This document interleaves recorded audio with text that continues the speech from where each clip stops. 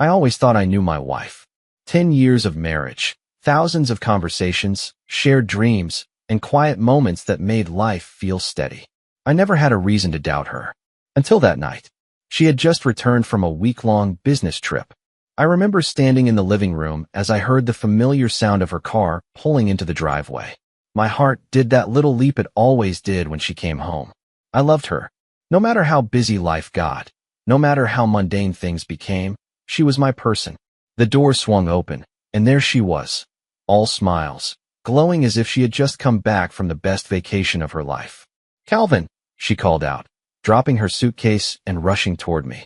Her arms wrapped around me, and she smelled different. Not bad, just different. A new perfume, maybe? The thought flickered through my mind, but I pushed it away. She started rambling about how exhausting the trip was, about meetings that dragged on for hours, how the hotel room had terrible Wi-Fi. It was the same kind of chatter she always gave me when she got home. But something was off. Her eyes. I've spent a decade reading them, knowing when she was tired, when she was excited, when she was lying. And right then, something about them didn't sit right. The warmth was there, but there was something else underneath it. Nervous energy? Guilt? I couldn't tell. I told myself I was being paranoid. Maybe she was just tired. Then, as I reached for her suitcase to bring it upstairs, her smile faltered. It was a tiny moment. Asterisk, asterisk, a fraction of a second. Asterisk, asterisk, but I caught it. I unzipped the suitcase, expecting to pull out the usual mix of worn clothes and travel essentials. But inside, I found a mess. Clothes that weren't folded the way she usually packed them, a bottle of wine she never mentioned buying, and an unfamiliar men's hoodie, neatly tucked into the side pocket. I froze. It was one of those moments where your brain doesn't process what you're seeing right away. My fingers ran over the fabric, and that's when I noticed the scent. Cologne. Strong, unfamiliar. Her whole body stiffened. "Oh, that's not mine," she said quickly, reaching for it, panic flickering across her face. "Must have been a mistake at the airport. You know how baggage gets mixed up sometimes." I didn't move. I didn't even respond. I just stared at her. That was the moment I knew. She wasn't just back from a business trip. She was back from something else. And she was terrified that I had figured it out. And just like that, the life I thought I knew started to unravel. I stood there, gripping the hoodie like it was evidence in a case I never wanted to be part of. Calvin Stewart, loyal husband, hardworking man, and now, a man whose reality was slipping right through his fingers. Melissa reached out, attempting to snatch the hoodie from my grasp, but I pulled it back, studying her face. She wasn't just nervous, she was panicking. Her breathing was shallow, her hands clenched at her sides. "Melissa," I said slowly, keeping my voice even, "whose is this?" She let out a forced laugh, too high-pitched to be natural.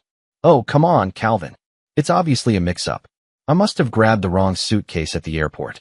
You know how crazy those baggage claims can be." I said nothing, just kept staring at her. My silence was suffocating, and she knew it. Then she started talking, too much. Maybe it belonged to someone in my conference group. I remember one of the guys mentioning losing something. Or maybe it was a gift from the hotel. They sometimes give out complimentary things, right? "I don't know, Calvin. Why does this even matter?"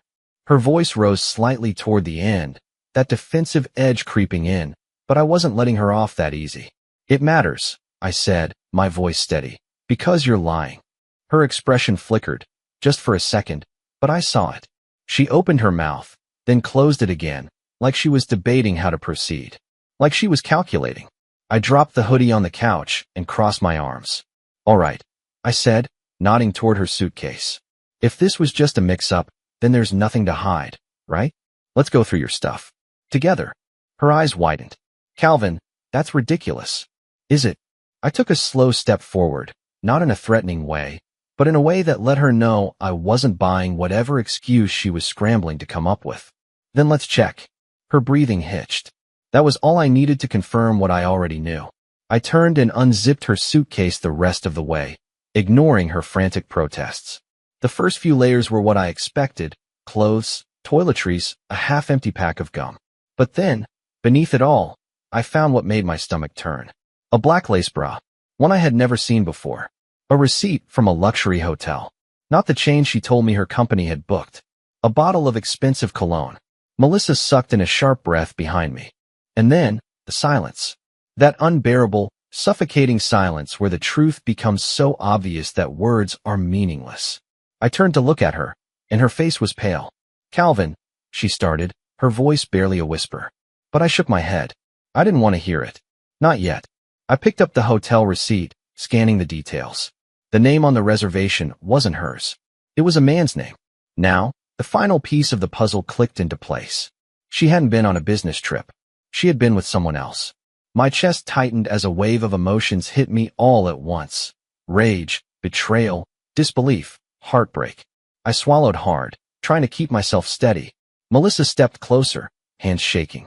I can explain. I lifted my gaze to hers, and for the first time in 10 years of marriage, I didn't recognize the woman in front of me. The woman I loved, the woman I trusted, had been lying to my face. And now, there was no turning back. I stood there, gripping the hotel receipt between my fingers like it was the last remaining thread of my sanity. My mind was racing, trying to catch up with what my eyes were telling me, but every part of me already knew the truth. Melissa wasn't on a business trip. Melissa wasn't stuck in long meetings or bad hotel Wi-Fi. Melissa was with him, whoever the hell he was. She knew I had her cornered. Her face had gone pale, her hands trembling as she reached for the receipt, as if snatching it away would erase what I had just seen. I didn't let her. I gripped it tighter. "Don't." Her lips parted slightly, panic flashing through her eyes. "Calvin, I swear, I can explain." "Explain what?" My voice was low, steady, but underneath it, I felt something inside me cracking. "Explain how you ended up at the Fairmont Grand Hotel instead of the chain your company booked?" I flicked the receipt at her, watching as it floated to the floor between us. "Or explain how this cologne." I picked up the sleek bottle and turned it over in my hand. "Somehow ended up in your suitcase." Melissa's mouth opened, but nothing came out. She had nothing. No quick excuse, no fake confusion. She had been caught. I watched her chest rise and fall as she fought for something, anything, to salvage this moment, to salvage the lie. But there was nothing left to salvage. I turned and walked toward the dining table, gripping the back of one of the chairs. I needed something to hold on to. I needed to steady myself because if I let go, I might fall apart right there in front of her. Behind me, I heard her shaky exhale. "Calvin," she tried again, her voice softer now, more careful. Like I was the one who needed calming down. "It's not what you think." I let out a short, humorless laugh. "Then tell me, Melissa," I said, turning to face her. "What exactly am I thinking?" She hesitated. And that hesitation? It was all I needed. I shook my head, gripping the chair tighter. "You know what? Don't. Because I don't want to hear whatever excuse you're about to make up." My voice was eerily calm, but inside, a storm was raging. Melissa took a step forward, reaching for me, but I backed away. I didn't want her touching me. Her face crumbled. "Calvin, please.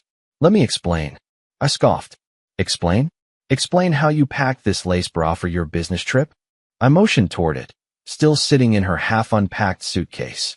"Or maybe you can explain why you're acting like I'm the crazy one for noticing all of this." Her breathing quickened, her hands wringing together. She was unraveling, and I hated that even in this moment, even with every piece of evidence in front of me, a part of me still wanted her to prove me wrong. But she wouldn't, because she couldn't. Silence stretched between us, thick and suffocating. Finally, she let out a shaky breath and dropped her gaze. "It's complicated," she whispered. I felt my stomach drop. That was it. That was her confession. Not a denial. Not some ridiculous attempt to twist things in her favor. Just that. "It's complicated." I let go of the chair and straightened. "Then make it simple," I said, voice cold. "Who is he?" Her head snapped up, eyes wide. "What?" I took a step forward. "The man whose name is on that hotel receipt. The man who owns that cologne." I clenched my jaw. "The man you spent your business trip with." Melissa swallowed hard. "Calvin. Say his name." She took a deep breath, eyes darting toward the floor as if avoiding my stare would make this easier. Then, in barely a whisper, she said it. "Landon." The name hit me like a punch to the gut. Not because I knew him, not because I had suspected it, but because it made everything real.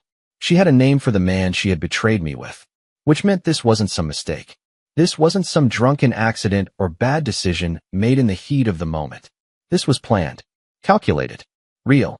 And suddenly, the house we had built together, The life we had shared, the love I thought was unshakable, it all felt like a cruel joke. Melissa was still speaking, her voice trembling, her words desperate, but I wasn't listening anymore. All I could hear was that name. Landon. Landon. Landon. I took a step back, shaking my head as the weight of her betrayal crashed down on me. I needed air. I needed space. Because if I stayed here 1 second longer, I might say something I could never take back. And right now, I wasn't sure if I ever wanted to speak to her again. I don't remember walking to the front door. I just remember needing to get out. My body moved before my mind could catch up, like my instincts were in overdrive, pushing me away from the wreckage before I suffocated in it. Melissa was still talking, pleading, making excuses.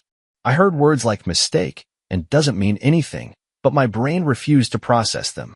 The second she said his name, something inside me had cracked wide open. Landon. I gripped the doorknob, my knuckles white. The air in the house suddenly felt too thick, too heavy. Calvin, please, she begged, stepping closer. Can we just talk? Please don't walk away from me like this. I turned my head, just enough to look at her. Her face was pale, her lips slightly parted, her hands clasped together in front of her chest like she was praying for me to just listen. I did, and I hated every second of it. Because for the first time in 10 years, I saw her for who she really was. A liar. A coward. A woman who had betrayed me so effortlessly that she actually thought a few desperate words would fix it. I forced out a bitter laugh, shaking my head. Talk? I echoed, my voice dangerously calm. What exactly is left to talk about, Melissa? Her lips trembled. I didn't mean for this to happen. I let go of the doorknob, turning to face her fully. You didn't mean to cheat on me? I asked, voice laced with disbelief. That's your excuse? Tears welled up in her eyes. And for the first time, I didn't care. This woman had been my world. I had loved her through everything. Her worst days, her biggest fears, every insecurity she ever whispered to me in the dark. And now? None of it mattered. She shook her head frantically. It's not what you think. I stepped closer, cutting her off. Melissa, let me ask you something, I said, my voice eerily steady. When you were lying in that hotel bed with him, did you think about me at all? She inhaled sharply. I tilted my head.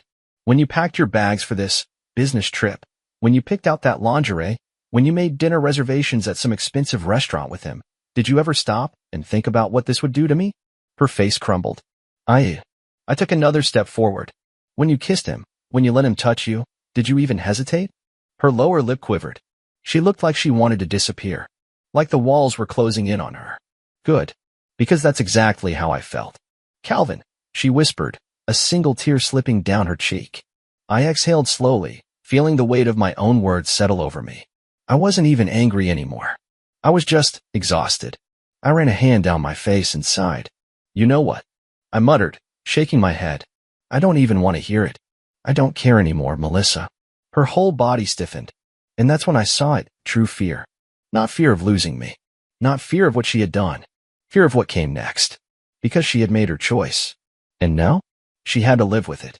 I turned, grabbed my keys off the table, and walked out the front door without another word. The night air hit me like a slap to the face, cold and sharp, but it wasn't enough to clear my head. Nothing was. I got into my car, gripping the steering wheel so tight my fingers ached. I could still see the glow from our living room window, still picture Melissa standing there, probably crying, probably panicking about what I was going to do next. I had no idea myself. I could barely think straight. My entire life had shifted in the span of a single night, and now I was just sitting here, drowning in the wreckage, gasping for air.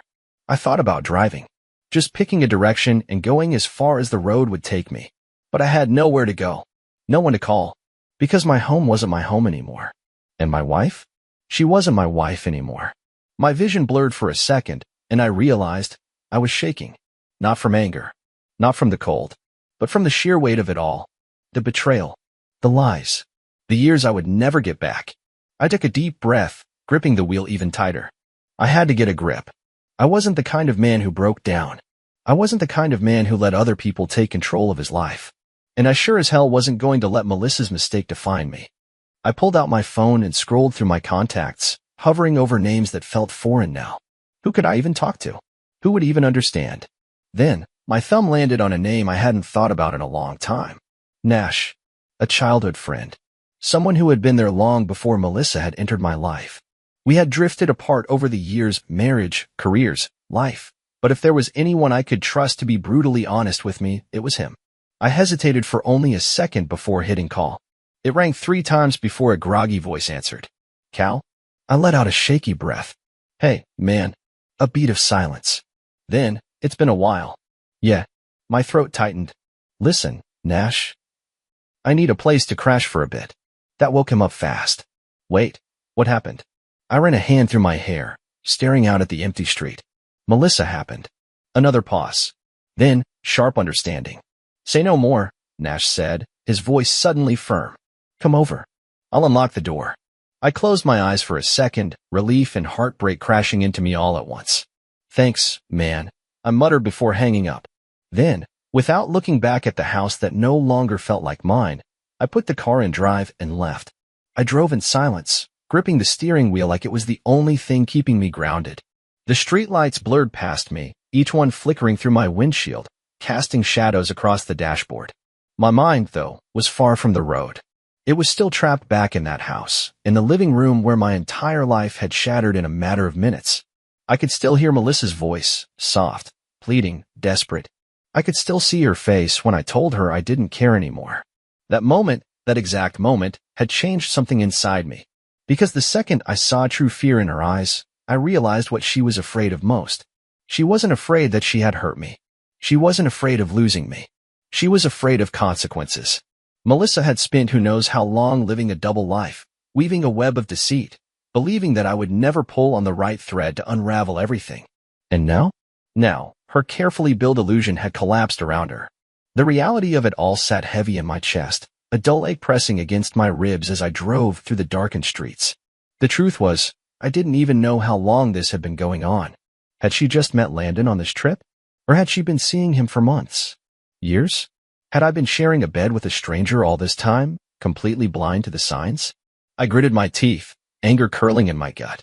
No, I wouldn't let myself spiral. Not now. I focused on the road, blinking hard to clear the haze from my vision. Nash's place was about 20 minutes away, but the drive felt endless. Every red light was a chance for my mind to drift back to everything I had just walked away from. And the worst part? I still didn't know what the hell I was supposed to do next. Divorce? That seemed obvious. But was that enough? Melissa had taken 10 years of my life and reduced it to a joke. And now, she thought a few tears and desperate words would make me stay? No. Hell no. This wasn't something you just walk away from without a plan. I gripped the wheel tighter, my knuckles white. I needed to be smart. I needed to be careful. And more than anything, I needed to make damn sure she didn't get to walk away from this without feeling the weight of what she'd done. The call that changed everything. I was halfway to Nash's place when my phone lit up on the passenger seat. Melissa. I stared at the screen, my pulse hammering in my ears. Was she calling to beg? To plead? To twist the knife even deeper? I clenched my jaw and let it ring. But as soon as it stopped, another call came through. Melissa. Again. And then a text. Calvin, please. Please answer. I need to talk to you. I swear it's important. I hesitated. My gut told me to ignore it. To let her sit in the mess she'd made and stew in her own guilt. But something about the way she worded it, I swear it's important, made me pause. Against my better judgment, I grabbed the phone and swiped to answer. Silence. Then, a shaky breath. Calvin. I kept my voice flat. What? She exhaled sharply, like she had been holding her breath. I don't know where to start. I gritted my teeth. Then don't. No, please. Please just listen. Her voice cracked, and for the first time, she sounded different. Not just panicked. Not just guilty. But scared. And that threw me off. Melissa, I said slowly, already regretting picking up this call. What do you want? There was a long pause, and then I think someone's been watching me. My grip on the steering wheel tightened. What? I don't know how to explain it, but ever since I got back, I've had this feeling. Her voice wavered. Like someone's been in the house. Like someone's been in our house. I frowned, my heart pounding for an entirely different reason now. What are you talking about? I mean it, Calvin. She sucked in a shaky breath. I thought I was just being paranoid, but when you left, I checked my phone. I stayed silent, waiting. And then she said something that sent a chill straight down my spine. I have pictures on my phone. Pictures I didn't take. My breath caught. What kind of pictures? Of me. A lump formed in my throat. Of me sleeping, she whispered. In our bed. The hair on the back of my neck stood up. I pulled into an empty parking lot, my hands suddenly icy cold against the steering wheel. Melissa, I said carefully, my voice barely above a whisper. Are you alone right now? Silence. Then, the faintest shuffling sound. No, she breathed. And before I could even process that, the line went dead. I stared at my phone, my grip tightening as the call dropped. My entire body went rigid, every muscle locking up as Melissa's final whisper echoed in my head. No. She wasn't alone. And then silence. The line went dead. I sucked in a slow breath, my pulse hammering so hard I could feel it in my throat. My first instinct was to call her back. My second was to not get involved. I mean, after everything? After what she did? She had the audacity to cheat on me, lie to my face, and then expect me to come running when she got spooked? But something about her voice. It wasn't just panic. It wasn't guilt. It was fear. And for all my anger, for all the betrayal that was still burning in my chest, I couldn't ignore that. I stared at the phone, debating for a split second. Then I dialed her number. Ring, ring, ring. No answer. I clenched my jaw and tried again. Nothing. I cursed under my breath, gripping the steering wheel as I ran through my options. If this was some ploy to get me back home, it was a sick one. But what if it wasn't? What if someone really was there? I exhaled hard, trying to think clearly. Was Landon with her? Was this some twisted setup to guilt me into coming back so she could manipulate the situation? The more I thought about it, the more everything felt off. Something wasn't right. And despite every logical part of me telling me to leave her to her own mess, I knew I wouldn't. Because I had lived with this woman for 10 years. And I had never heard her sound like that before. I threw the car into drive and took off. The house that no longer felt like home. I pulled up to the house, my headlights cutting through the darkness.